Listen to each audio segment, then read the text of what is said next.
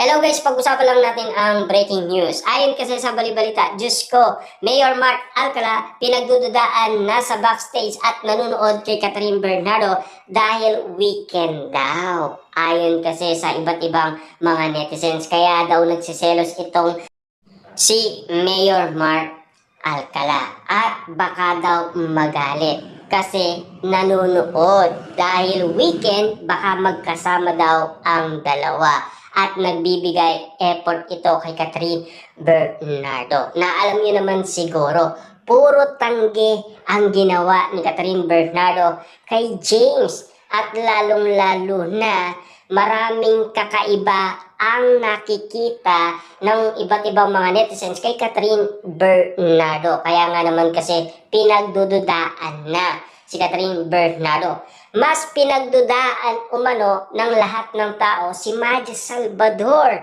dahil ayon sa kanya si Jordan at Billy ito sa kanilang karakter, hindi bilang Catherine Bernardo at James Reid na alam niyo naman siguro ang gusto lang ni Maja Salvador ay kiligin ang mga fans dahil nagpunta sila doon dahil yan ang inahanap nila.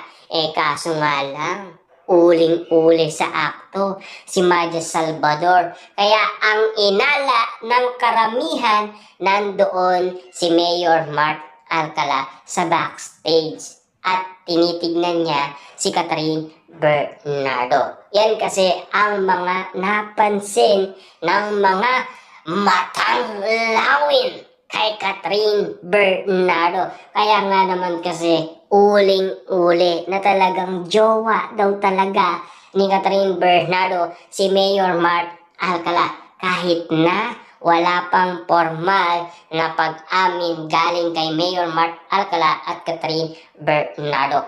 Uling-uli na kasi sa akto.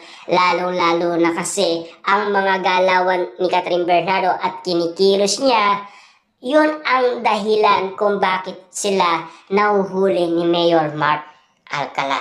Halata kasing masyado si Catherine Bernardo, lalong-lalo na si Maja Salvador. Kitang-kita kasi ang mga galawan na talagang uling-uli sa akto. Lalong-lalo na kasi spotted yan na pinag-uusapan at kumakalat na ngayon sa iba't ibang social media platform ang mabilis na pagtanggi at baka daw magselos itong si Mayor Mark Alcala at magalit nga naman kay Catherine Bernardo. Grabe nga naman kasi ang rason